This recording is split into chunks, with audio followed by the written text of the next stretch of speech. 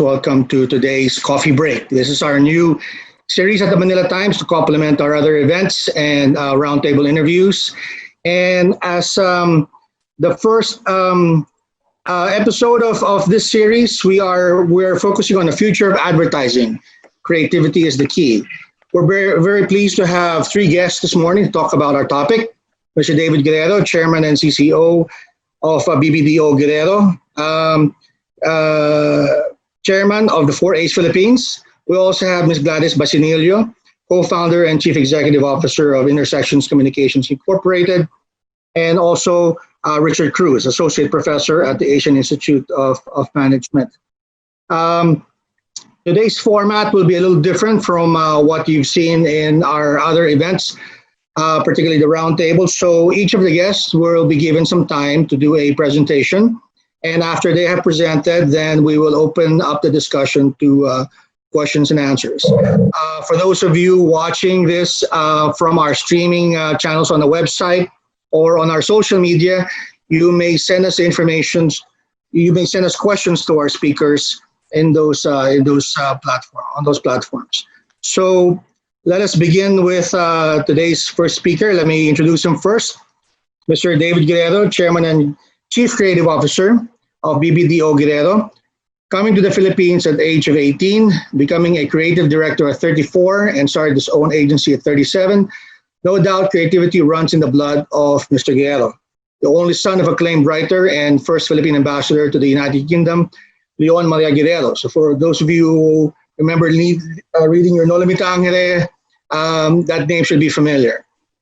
For his fervent nationalism, just like his father, David steered his company and the country to win recognitions abroad, winning the Grand Prix for both creativity and effectiveness for clients including Pepsi, Procter & Gamble, and the Department of Tourism. Literally, he has also won hundreds of international and local awards and judged numerous times at AdFest, AdStars, Clio, D&Ad, Leah, One Show, and Spikes.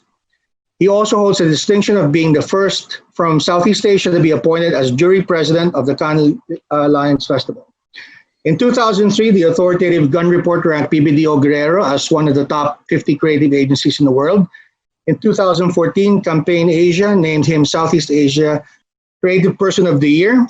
For all of these accolades, though, he considers editing and the biography of his father, LMG, Leon Maria Guerrero Anthology, published by Perfect Paperback on June 19, 2010, every Filipino can be proud of as readers of the history of his father's life will be perceived that his humanity is precisely the secret of his greatness. In 2019, Mr. Guerrero was re-elected chairman of the Association of Accredited Advertising Agencies of the Philippines, or 4A's, which represents all the leading advertising agencies in the country. Mr. David Guerrero? Advertising has always been changing from traditional media to digital, from 360-degree marketing communications to niche marketing solutions, and now from open space and open plan offices to work from home contingencies. But attracting people's attentions to products, services, and causes has never been more difficult. With all the noise and information and misinformation out in the physical and virtual world in the time of pandemic and economic downturn. What we are facing is new, but we don't have to be normal, because to be normal is to blend in, to look the same, to not attract much attention. But advertising works differently. You get noticed when you are different, and in advertising, you want to get noticed. So how do we do that? Well, we do that by doing the work before the work. We mine nuggets of insight out of the chaos of information and transform them into golden opportunities for creativity and innovation, accepting the new, rejecting the normal, and devising creative responses to rapid change. So essentially, we can't do much about current events, but we can choose how we respond. And when the world feels out of control, we can use our power to control the things we can. And with acknowledgement here to Reinhold Niebuhr, who wrote the much-loved Serenity Prayer, God grant me the serenity to accept the things I cannot change, courage to change the things I can, and the wisdom to know the difference. So what are the things we can change? Well, I'm going to show you some examples of work that we've been doing together with our clients to change the things we can change. And one of the big changes has been that we've all been locked down, basically stuck indoors for 6 months. And if you are a brand like Mountain Dew, who's constantly portraying people outdoors, then that's something of an issue. And you're constantly portraying mountain bikers and skateboarders and people doing active things, then what do you do? So here we said our customers may be stuck indoors, but we don't have to be.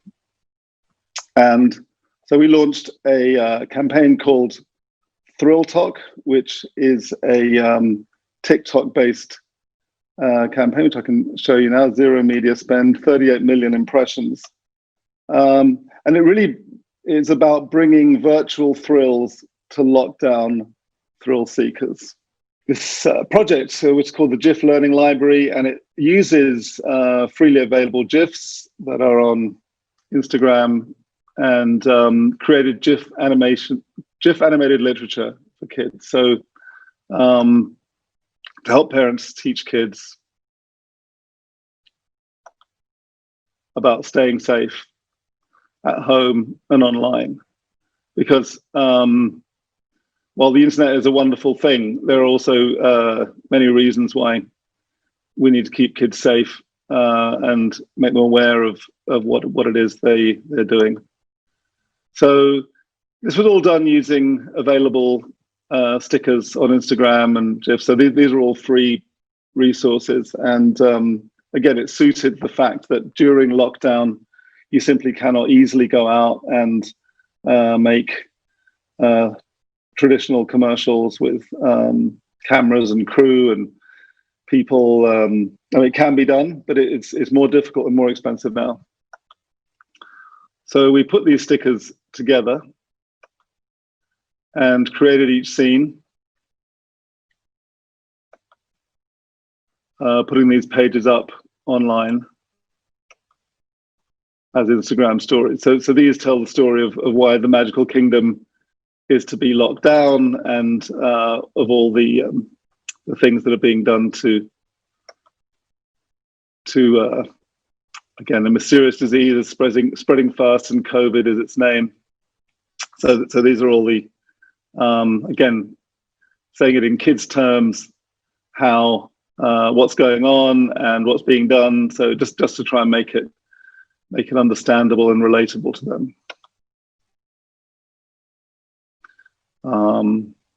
So again, hurts our bodies, make us ache, no magic can yet prevent it. So we did it in 2 languages, of course, Filipino and English.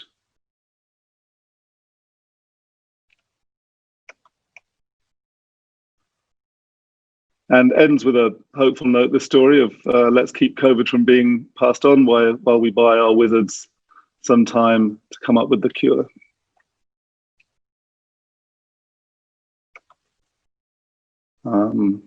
Again, how our wisest people are seeking a cure to protect us from this disease. They're working as fast as they can, but until then, if you please, play with your dragons in the dungeon, keep your unicorns in the room. Together we can beat this disease. No magic required, just stay indoors. So, and this was all done on our side and all the creator side, from all done safely at home. So nothing, no in-person meetings or shoots were required to make this work.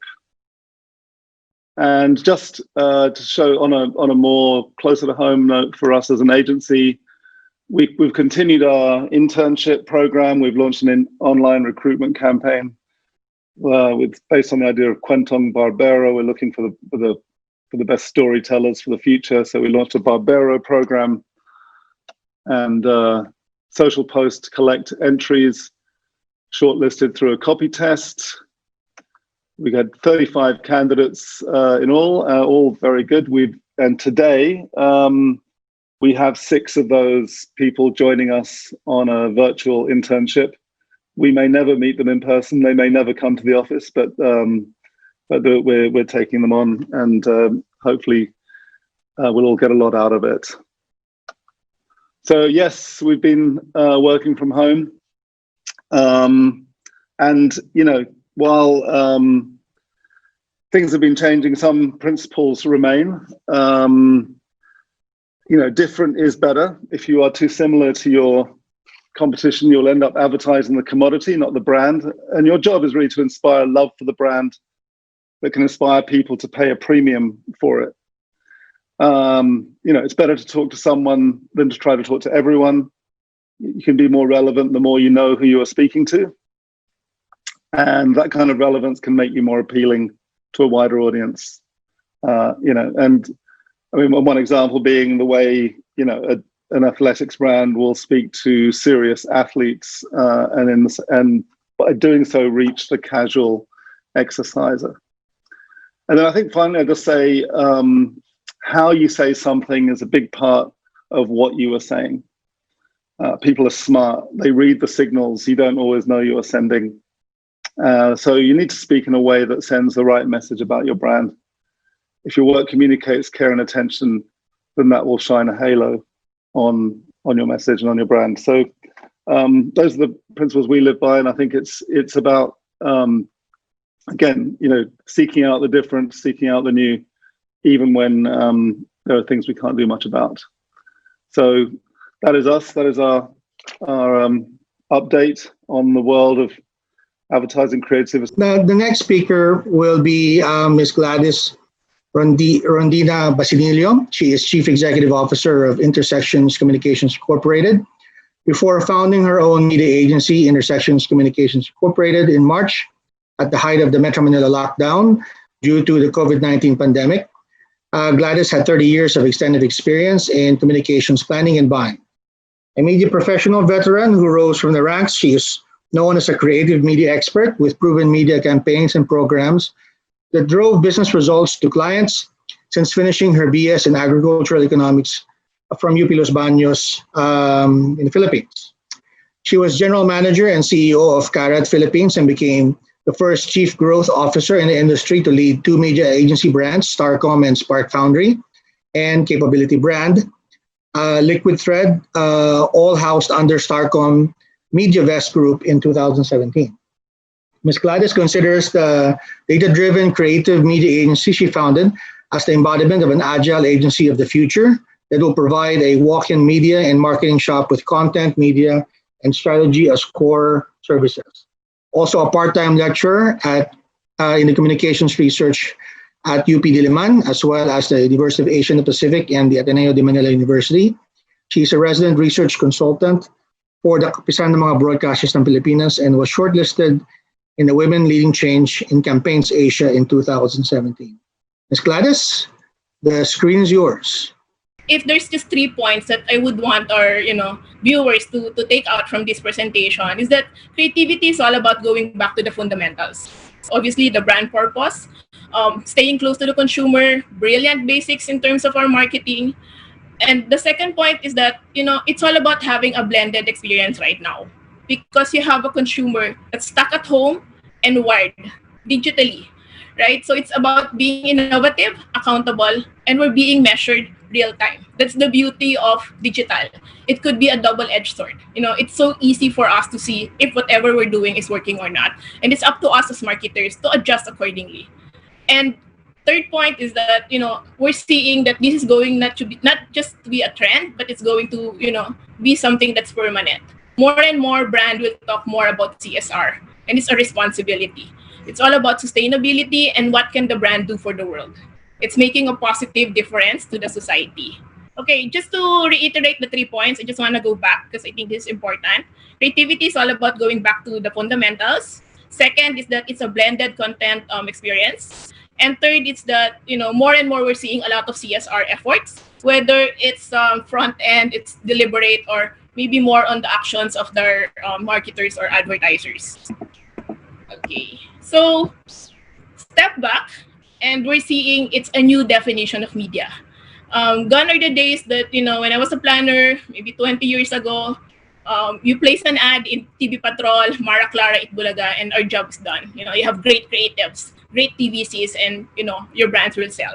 But right now, with the digitalization and globalization, and then the pandemic, it's now a new media landscape. So for us, we believe it's all about the intersection of platforms and performance. We're seeing a lot of emerging platforms, and Mr. David Guerrero was able to share some of the great examples on how the creatives are being able to leverage on these platforms, the likes of TikTok, Kumo, and others. But very important on the side of the media as partners with creative agency is to be able to see the performance in terms of optimization, maximizing the investment on the part of the clients, all the way to obviously the commercial integration, to the conversion to sales, whether other media metrics you have for your particular campaign.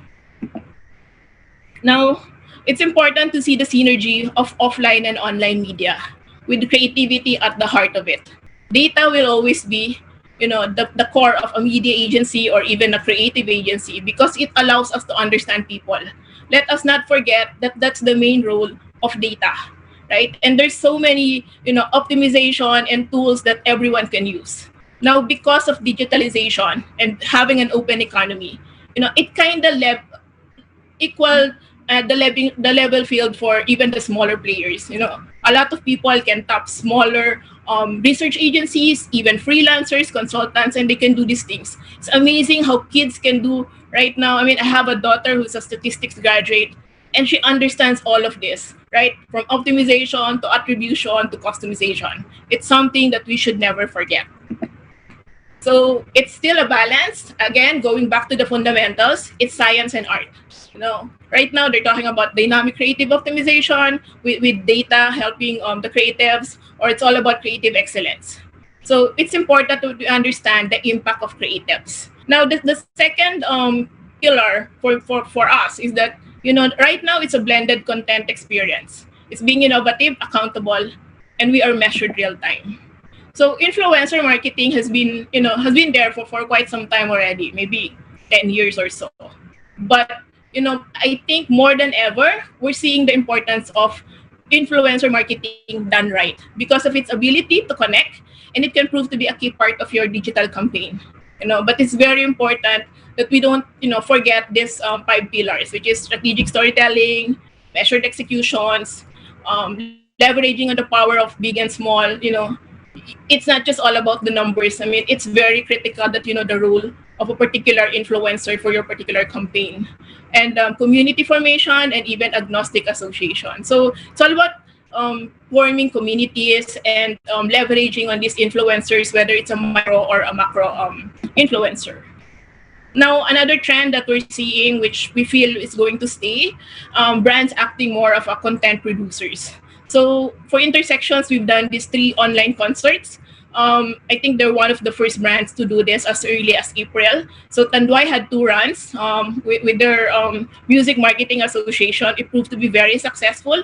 We had one also with Bamboo for Tiger, and the numbers are there in terms of the performance. But what we've learned from this experience is that the artists themselves, it's about them, and we're all trapped in our homes, and the artists would want to engage with their fans, right? So they have their own ideas. Even if we've given them a briefing on how to do things, they will really revert back to us and say, can we do this, can we do this? Because they really want to engage with their consumer. And it's important for us as producers, quote unquote, to really listen to them. For example, Urban Dub. And they asked, because they're from the South, from Cebu, can we talk in Bisaya? And we said, yeah, sure. And we've seen the amazing engagement, with the fans, with the Tanduay followers of their page from the South, and it proved to be very effective. Same with Bamboo, he has his own way of doing things. And Parokya, we had an impression of 1.5 million. It's by far the most successful online concert we've seen, in this country for quite some time, for the past 6 months. And now we're seeing a lot of the cultural credibility with these artists having their own channels, right? It's still it's still very new. It's something that we need to observe on how they do things. Maybe it's driven also with the closure of Abs-Cbn, but Vice Ganda, Catherine Bernardo, they're very big brands, I'd say, in terms of their persona, and they're able to do this with their own creativity. And Lazada does a lot of these events, live selling, and it proves to be again very successful for their particular promos or campaigns. The last point is all about having CSR and sustainability. What's your contribution to the society? This is not the time to talk about profit, right? This is not the time to say I'm the number one coffee brand, for example. No one cares, right? So it's more of the consumer, listening to you and trying to understand what can you do for us, what can you do for me as an individual and to the society as a whole. These are just some of the examples of what I've seen in terms of campaigns for the past 6 months. I'm sure everyone has seen the Cook Human Race campaign. It's all about selflessness, kindness. The Nike Play for the World, I think, is a runaway hit, right? So it's still embodying that spirit in terms of sports, but you have to do it indoor. Stay indoor. But they walk the talk, so they launch a lot of apps and coaching videos, and LeBron James and all of their endorsers advocating it. So I think that's something really great. We've done a very simple social media campaign for Lamoyan, for example. It's a local brand, and we don't have much monies, and we said, let's just come up with something, because if you don't have the investments to do a lot of TV, because it doesn't make sense with the ECQ and all that, we converted social cards for like greeting cards. Because of the social detachment, we miss our our friends. We don't see them right now, but this is what we've done in terms of our social media. And another thing would be the alcoholic brands. Amazing on how the likes of Emperador, Tanduay, San Miguel, showed on how they pivoted their business, both to survive and to help the society. So it's, having two birds with one stone, right? Doing the CSR, showing how they're donating to the different LGUs, doing their part, but at least helping their business also to survive. Our next speaker is Mr. Richard Anthony Cruz. He is an assistant professor at the Asian Institute of Management. Since earning his Master's in Business of Management degree with distinction from AIM in 1997, Richard never left the institution, creating value at scale using tools such as business model innovation and design thinking. Also an expert in strategic marketing and corporate finance, his baccalaureate training in BS Management Engineering at the Ateneo de Manila University, and early preparation at the Philippine Science High School worked well for his passion in teaching of degree programs at AIM. These include Master in Business Administration, Executive MBA, Master in Development Management, Executive Masters in Disaster Risk and Crisis Management, Master in Entrepreneurship, Master of Science and Data Science, Master of Science in Innovation and Business, and School of Executive Education Instruction for clients such as PLDT, Smart, Nestle, Philippines, Meralco, Lafarge, Holcim, St. Luke's Medical Center, and Ayala Land. He's also well-versed in telecommunications, energy, real estate, hospitality, FMCG, chemical manufacturing, IT-enabled services, software, fintech, education, and logistics.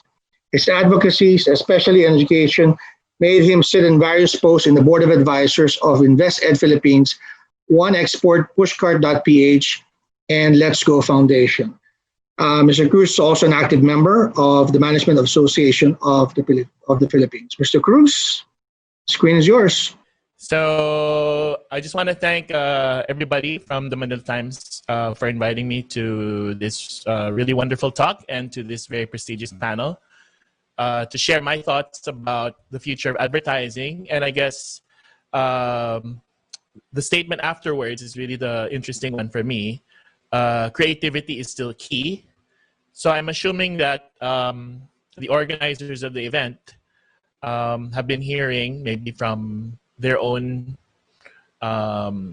networks whether or not, or questioning whether or not creativity was still key.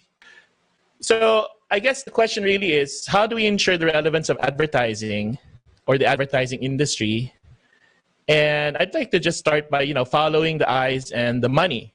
Okay, so I just wanted to share some information that I got from Hootsuite.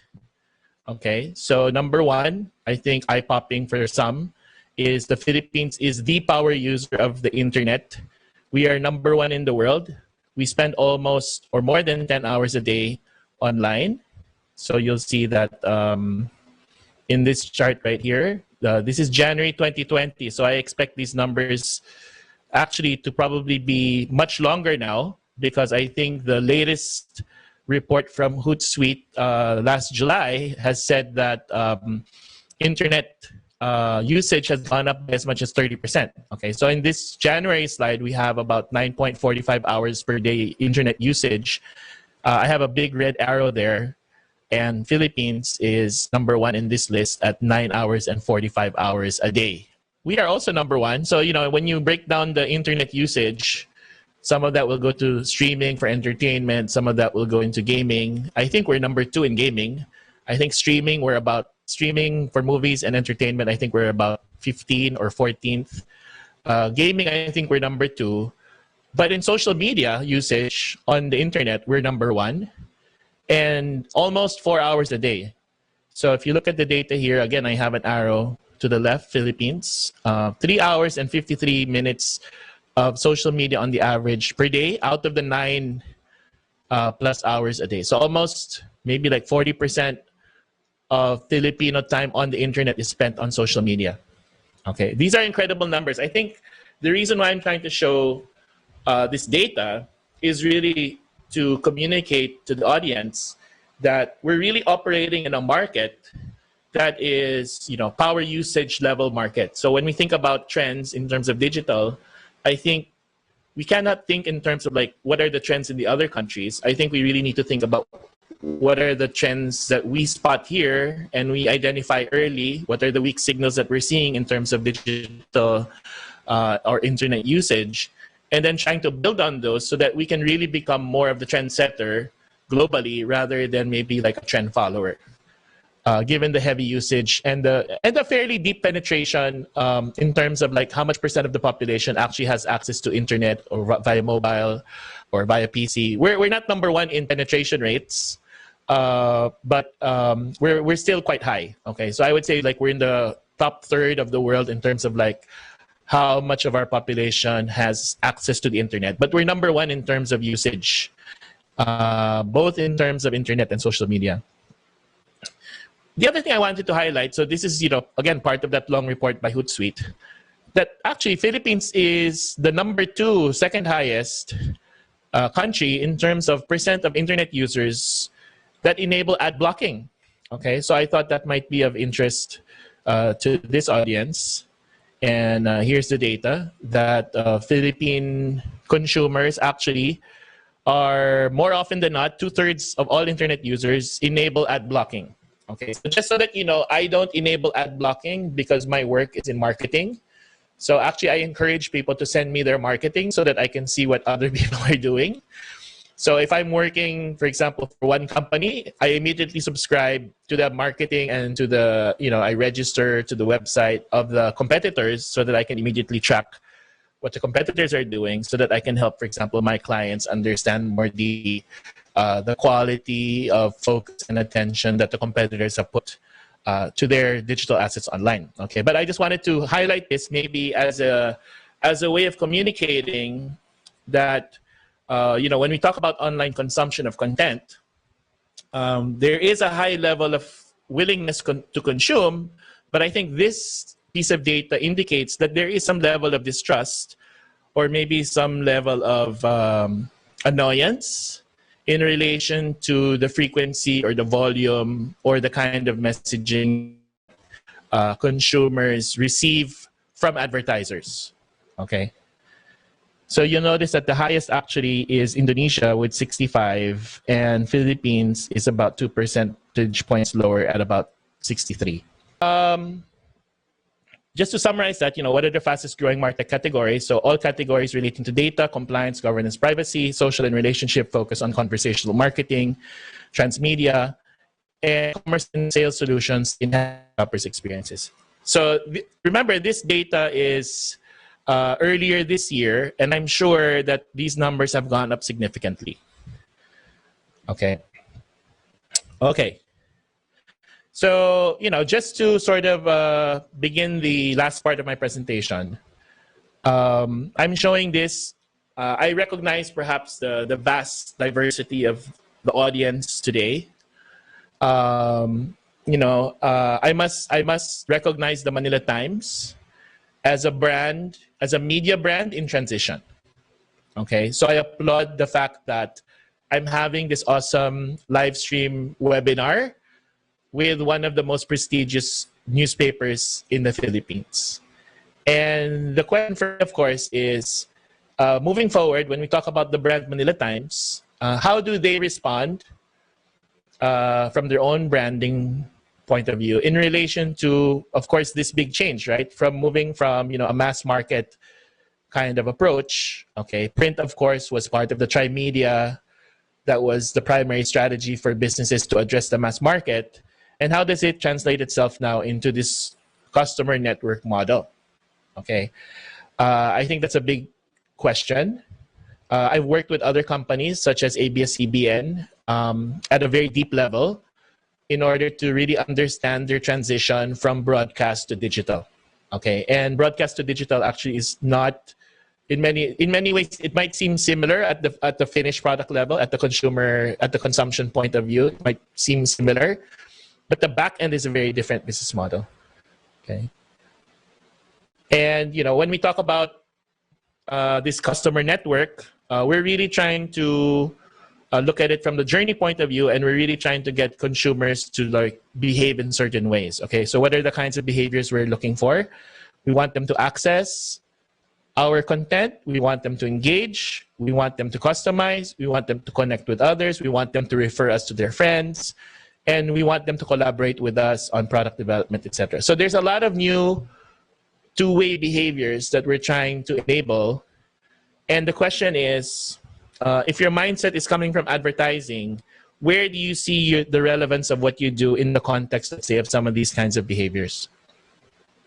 Okay, so my answer or my belief is that creativity is needed now more than ever in the advertising sector. And I'll talk about this more from a management and leadership point of view. So if I'm speaking now to the people leading and managing ad agencies or media companies, etc., I think the challenge really is, from a leadership point of view, is we need creative leadership to ensure the transformation of the advertising industry. We need to enable creative processes, leverage new models and technologies, and we need to drive creative collaboration with customers and clients so that ultimately the end result will be our ability to pivot whatever advertising business model we have now. Okay, so I'm pretty sure that many businesses have already pivoted in the past. The question, of course, is, especially those who come from the traditional model, is which mistake are you willing to make? To pivot too incrementally, too conservatively, or to pivot too boldly and maybe a little bit faster than what the competitors are doing or what the client is ready to accept? So, I'm sure we're not always going to get the pivot correct, but it's really a question of which mistake are we willing to make. Too slow or too fast? Too soon or too late? Too small or too big? Okay. And on that note, yes, I think creativity is still key. And I thank you, and I look forward to any question that you might have. We'd like to move on now to the Q&A part. And before I do, I'd like to take a step back and maybe ask about the industry itself. I know that from the media side, from the publishing side, there's been a lot of disruption. We are certainly feeling the economic fallout from the pandemic. Probably read that story from the Inquirer, how the Inquirer is cutting a number of people. But this is true for many of the newspapers today. There's also, of course, Abs-Cbn. The situation there, of course, doesn't have anything to do with the franchise, with the pandemic, but certainly the fact that it's cutting people as well because of its franchise issue, it doesn't help the situation either. And we know how, ever since Benjamin Day and the penny press concept, the advertising and media have been really related. So I wanted to ask Mr. Guerrero, Ms. Basinillo, how is the advertising business? how are you guys faring these days? What has been the greatest challenge? I suppose just to survive or to weather out this period. Mr. Guerrero, you want to start? Sure, I can do that. Well, I mean, it's obviously extremely challenging, not just for agencies, but for clients. And you know, we only are here to at the to work with clients, and we've been responding to their needs. I think there have been multiple challenges. I mean, first of all, as we said, the transition to working from home for an industry that is very collaborative and has people sitting in rooms, putting things on walls, and talking endlessly. That's been, a big change. But, for some people, some of our people actually see the upside of working from home, that they're not spending 3 or 4 hours a day in traffic commuting. They're not, in some ways it's become more efficient, but then I think what we found is it's become a bit too efficient, and we're scheduling too many meetings, and meetings are coming, one after the other, just because something ends at midday, the next one will start at 12:01. So there's a real, desire to kind of cram more in. And I think, the joke is you've gone from, working from home to sort of living at work. And I think that's happened. So I think there's been challenges that way.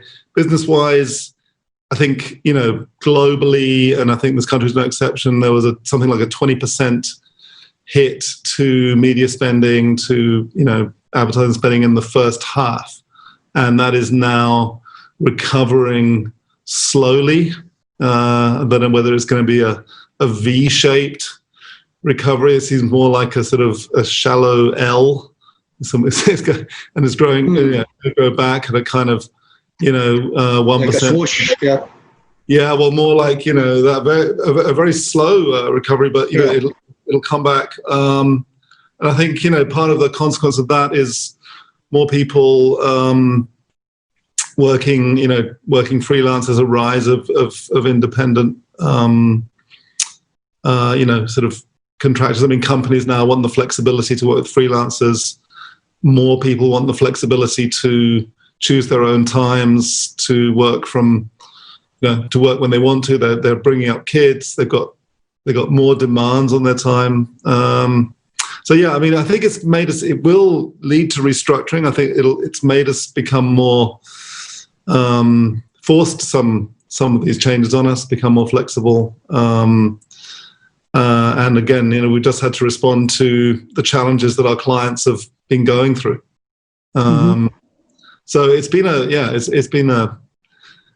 a turbulent year. I think for everyone. I think, but the way through it has been to be as responsive as possible and to protect the business so it can carry on doing our best for clients in the future. In terms of ad spend, what has been the impact of Abs-Cbn's closure? I mean, I noticed from another forum I attended that there was a substantial drop in ad spend. Part of that may be attributed to the pandemic, but according to the person I was looking at, this was not changed when the economy started opening up gradually. I just wanted to ask, what has been the impact on the advertising business on what happened to Abs-Cbn and it's losing its franchise? Yeah, on broadcast, a lot. So it's like 30 to 40%. But the problem is, it's a concern. Digital is not measured in the Philippines. So whether that budget was reallocated, with digital, we're not sure. But what we've seen, obviously, pre-COVID, it's like 16% viewership. And then with the ECQ, because we're all stuck at home with one TV household, it became 22%. But imagine after the closure of Abs-Cbn, it became lower than pre-COVID, like 12 or 13%. So yes, some of the viewers shifted to GMA, and GMA is actually very fast in terms of improving in terms of their signals and all that, and doing a lot of digital as well. We're seeing TV5 to be very aggressive. We've known in the news that some of the talents of ABS moved to TV5, whether as a full time or as black timers. So it's hard to give a forecast right now, because I might be quoted, because these are all happening real time. But yes, severely affected because it's a country that was duopoly to for so long, like 20 years. Tapos biglang nawala sa ABS. And a Right. lot of the brands, especially strong in the Visayas and Mindanao, are really reliant on ABS-CBN. So even now, we're not sure on how they're doing. So ngayon, kanya-kanyang diskarte, right? So Right. kanya-kanyang diskarte. We feel the radio stations should step up and try to somehow, try to fill in that gap, because they're local. They can do things right now, whether that's digital, influencer, an online activation. There's an opportunity also for the news organization to do more of this and other things that can work, not just because malaking budget yung mawawala and then we're not sure on how the advertisers, iba-iba talaga, and right now maybe there's no reason for them to spend that money. Could be they're saving it, or they're Right. investing it on e-commerce. So there's a lot of things that that's happening right now. What's your take, Mr. Guerrero? What's the impact of ABS-CBN on your business? I think your mic is on mute, Mr. Guerrero. Yeah, that's webinar bingo. You have to be on mute and not. I think. Thank you for that. Yeah, I mean, obviously we're primarily a creative agency. Our media partners are OMD, and I mean I've got their. They said that about a quarter of TV viewers opted to turn off their screens rather than change channel preferences. So, Wow. so a lot of people just said, if there's no ABS-CBN, we're not watching anything. And then I think, obviously, as Gladys was saying, I think the GMA's gone up a lot, but some of their programs have become big hits online. So I think you've got now TV Patrol. It's got 10 million followers or something on YouTube. So you've got these new outlets. So yeah, but I think the main point to note is that TV viewership was sort of on the decline even before the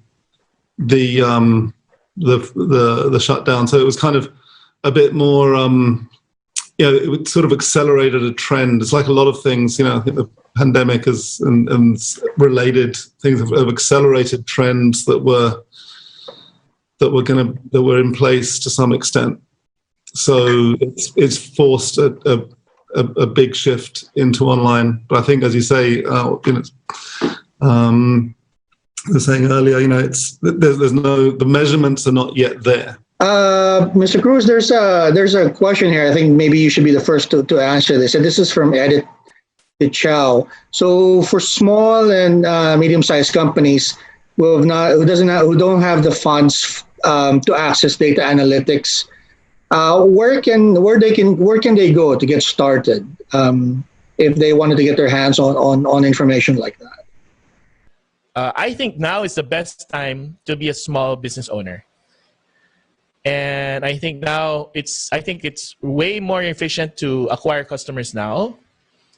And I think, this is really the big challenge because, as David said, this decision by big advertisers, because the freelance part of the industry is growing, I think, quite rapidly. I think even more now after the pandemic, when a lot of people have been laid off and they have no choice but to freelance, that part is becoming more significant and there's more choices. And I agree, right, that there will be jobs that will be good to give to freelancers, but there will still be jobs that will be best suited for large agencies. But I think the challenge with large agencies, with my experience working with their clients, is that in this world where data is becoming more important and relationship building is becoming more important, maybe the processes as to how agencies and companies interact are not designed to maximize that relationship over the long term. And I think maybe that's why we see more of the in-house agency emerging. It's because it's easier to deal with these data issues, data management issues, and then being able to pivot quickly in terms of like creating new digital touch points. I think there's a privacy, there's a governance issue, and then there's like an agility issue. So I mean, I knew that there was an agility issue before, but I think in today's world, the agility issue became even faster because technically, when I talk to my clients, it's supposed to be like, if it starts raining during the live stream, somebody should be pushing an ad on this live stream for umbrellas. Okay, I mean, let's say the weather and the advertising, the trigger, and how fast that turnaround time that is, all these things are shortening, and we need to put in the systems in place to make the advertising more contextually relevant. Okay, so really gone are the days where I think you do the annual planning. I agree with Gladys, you can't do the long-term planning in terms of content planning, for example, or activity planning. But I'll just say this. But I do believe that we can't all just go to Facebook. We can't just all go to YouTube. We can't just all go to TikTok. I mean, we can't all just go to Lazada or Shopee, right? I mean, at some point, somebody's going to have to invest in new platforms to add more diversity because there's too much noise on these platforms. And, I mean, honestly, my e-commerce experience is not really that great.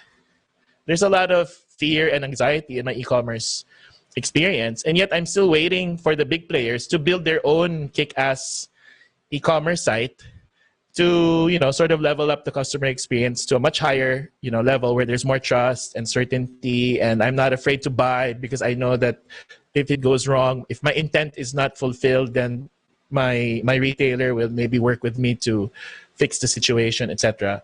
We are still very far away from an ideal e-commerce experience. And I think we're still very far away from a very ideal sort of like conversation marketing. So in that sense, I believe companies need to invest in a long-term, they have to take a long-term view on investing in their digital platforms, like the own portion. Okay, so maybe mine is more balanced. Okay, we can't just go and jump into whatever is the latest because the market is so efficient, everybody will jump into the same thing. So, if somebody says, do this kind of thing on this platform, within a few days, everybody's going to be doing the same thing, and then everybody will be there. So the advertising, the communication market is so efficient that we really need to, the strategy there is really diversification. So even though there are some areas that might not be so attractive financially now from an investment point of view, I think it's still worth making. If I was advising the manufacturers and the brand owners, I would say, yeah, Pinterest might not be a very attractive platform now, or LinkedIn might not be attractive for you, but you still have to allocate money for that because you don't know how things will change, and you want to be sure that if things change, then you're ready and you have some good quality content or some good experiences designed already for those platforms. So I'm a proponent more for diversification. I'm against SMEs putting everything into Facebook. Because, if Mark Zuckerberg says, we're going to shut down ads for a week, he can do that, right? For whatever reason, shut down ads for a week. Your business is going to go. So, it's I guess to all SMEs, just be courageous and embrace digital more than the big players. That's your advantage, actually. In the discussion of influencers, is it similar to having an endorser in the old style of thinking, to having an influencer now work with brands to do their promotion, communication, marketing communication, or is it different? I think it's just a different way of doing things. Influencer or endorsement will always be effective. That's why the NGs, the Unilever of this world, they will always get their endorser, new products and all that. That will always work. I don't think there's question to that. But what if you're, a mid-sized advertiser and you cannot afford these big talents, right? So normally we follow the principle of 1-9-90. You get one quite big influencer, and then there's 9 who can really do the more engaging, more in terms of scope of work, and then hopefully the 9 can influence the 90. So there's a lot of principle, different models that we can not just play around, but explore. And it's a matter of the influencers or the endorsers has to be realistic also. I mean, we're talking to them at this level that, hey, you cannot charge us the same talent fee as you used to be, because it's different now. I mean, you don't have the TV, the Abs-Cbn, and the same reach as the two speakers have said. Viewership has declined. They have to be realistic also. So this is the hard discussions that we're having with some of the talents, and that they're listening. I mean, now they're also, you'll be surprised that they ask questions. Sometimes they would want to ask if they can subscribe to some tools. The influencers are kind of developing their own niche, their own platform or programs, and they're trying to understand this better. So this is the time now for collaboration. That's interesting. I remember a few months ago, there was an article that came out in the New York Times written by Ben Smith. Ben Smith used to be the president of BuzzFeed. And there was a time when he was actually trying to recruit Mr. Sulzberger from the New York Times to join BuzzFeed. And now he ended up now being a columnist for the New York Times. And the premise of the article was that there was initially a threat from social media to traditional media, but there's a sense now that the traditional media is eating into the space of social media, and and it's been a double. For the Philippines, it's social media has been a double-edged sword for us. I mean, we've been able to reach out far more readers, and this is true for also radio and TV. But the problem for all of us, I think, is monetization, right? And I was wondering if advertising has thought about that development, and maybe how it may evolve also in this. When you say advertising is rapidly evolving, I mean, we could say the same thing. I mean, there's Summit Media a few years ago went completely digital. There's talk that Inquirer, may be looking more at the digital platform, but still retaining print. I mean, there are a number of organizations thinking about this, but I don't know how do you think advertising would play into that trend? It's a very interesting and difficult question, and I think what we're talking about with news, and there's a book called Breaking News by Alan Rusbridger, who was the editor of The Guardian for a long time. And, they were able to make a transition from being a medium-sized British newspaper to being, I think, the world's second largest online news brand, but only because they could afford to lose a huge amount of money, trust behind them to make the transition. And their profitability is still in question, and it's still a difficult thing. You go from a very certain revenue model, you go from advertisers putting ads in the paper. You still remember this, right? Right.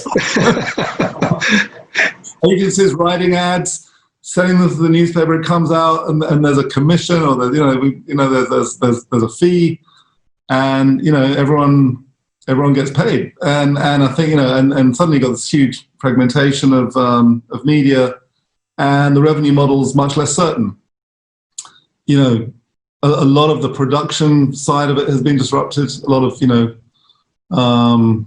commercials making, obviously all kinds of production in terms of, we used to spend months, not months, but certainly weeks doing photography and illustration and making beautiful, highly polished, finished ads. And now often, the artwork is needed in 24 hours. It has to be grabbed off an existing template, or it has to be inserted. Maybe it's inserted by a computer. That the headline and the price is grabbed and placed within less than a second. So all that's happening. All we can, again, in the end, we cannot stress out about it, because we'll be more stressed than we are already.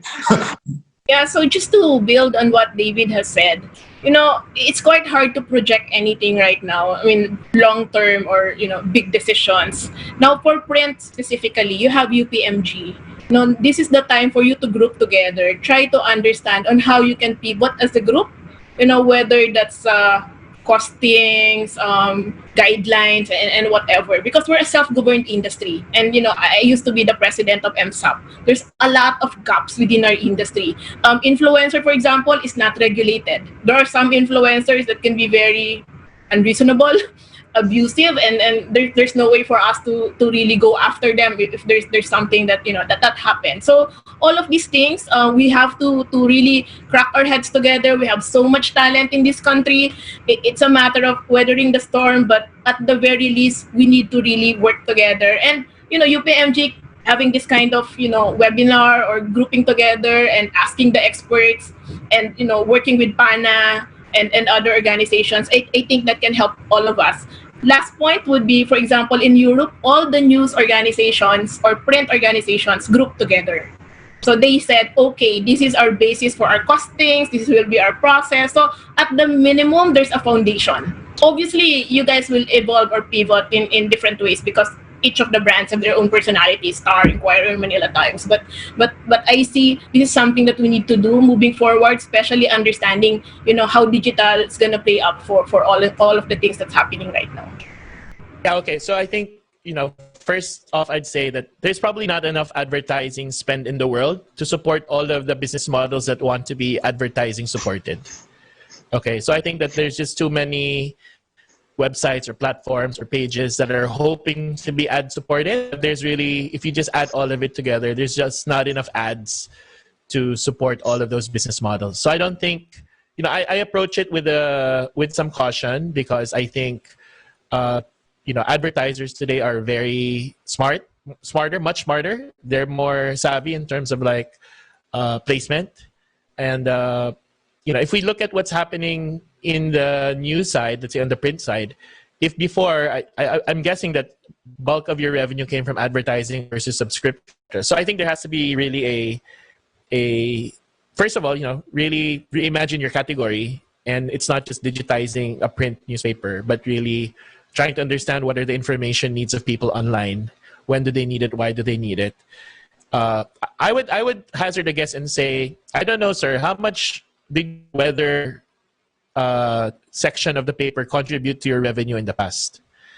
Versus today, if you reimagine your weather reporting and try to make your weather reporting more relevant to people whose business was heavily reliant on accurate weather information, whether you could actually earn more on this platform from weather reporting than you were able to use to before. So I'm just saying that we really have to approach every category with a fresh mindset, because the need is deep for all.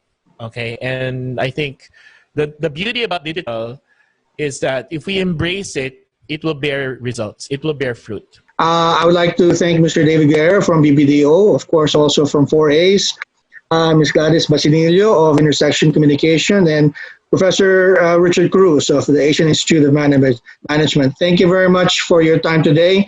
Perhaps we can invite you back again. As you all said, that things are rapidly changing. Maybe we should have this again very soon to get the latest developments.